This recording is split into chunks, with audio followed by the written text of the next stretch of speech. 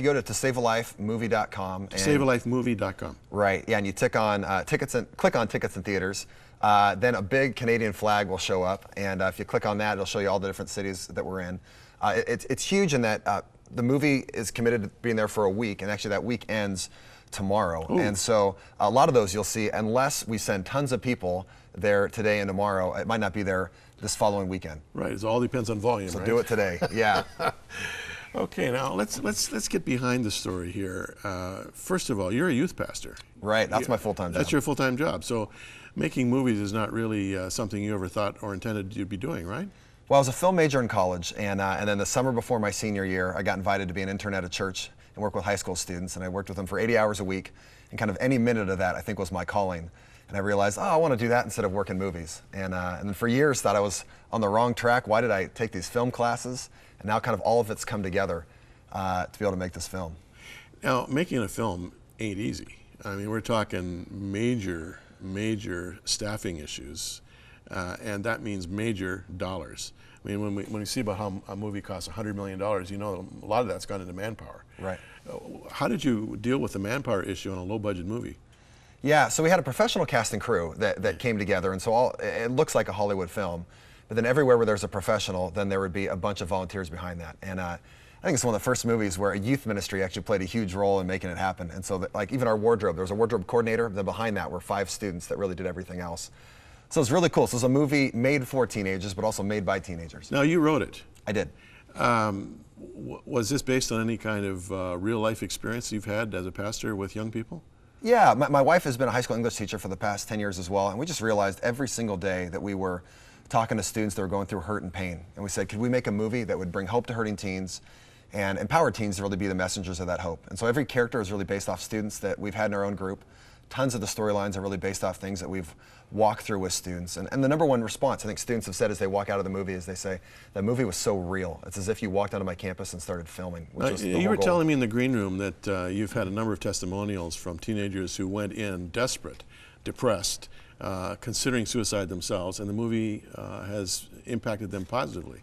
Yeah, we've been blown away. We never really set out just to make a movie. I agree with you. It's really hard. We wouldn't have done it, but we want to start a movement. And so we've seen, you can even get on the website and you'll see hundreds and I think thousands now of stories of kids who said, hey, I'm going to commit suicide. This movie is my last chance. And they walk in the door of the film and they walk out and they said, I get it.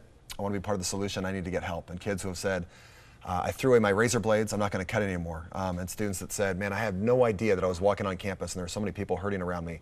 I'm now going to live out the vision. I think of what Jesus' life was you're never more like him than when you're reaching out to the hurting and lonely. And so really the goal is starting a movement, and it's exciting. It's just exploding all over the place. Now, Jim, I'm going to ask you a tough question, and this is out of left field. I never give any of my guests any idea what I'm going to ask them. Okay. So with that disclaimer, I work in Africa. I have been doing so for 10 years. I am dealing with literally thousands of orphans, many of whom are, if not preteens, they're early teens.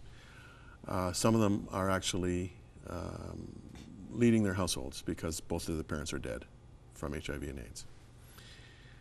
They have nothing. They wear the same shirt, the same dress every day, 365 days a year. They very rarely have access to a bath. They never know from one day to the next whether they'll eat even once. They can't deal with any of their physical afflictions the way we would do. They don't have access to doctors. Most of them don't have access to school because they can't afford books or uniforms. I haven't encountered yet one who is suicidal. Not one. In fact, I have not heard in 10 years that suicide is even an issue with teenagers in these totally impoverished areas of southern Africa.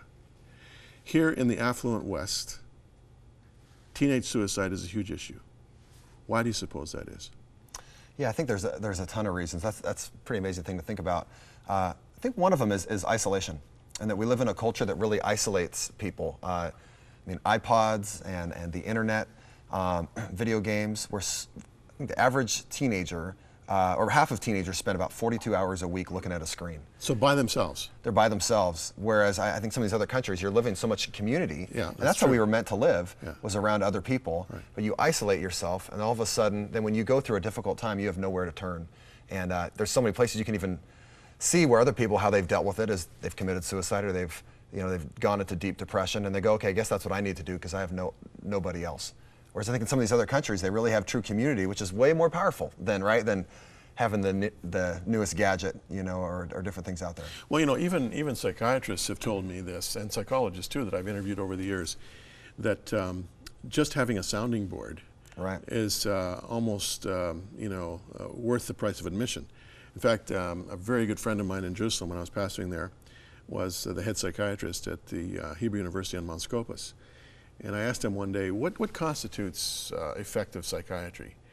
And now here's the top psychiatrist, and he taught psychiatry at the Hebrew University.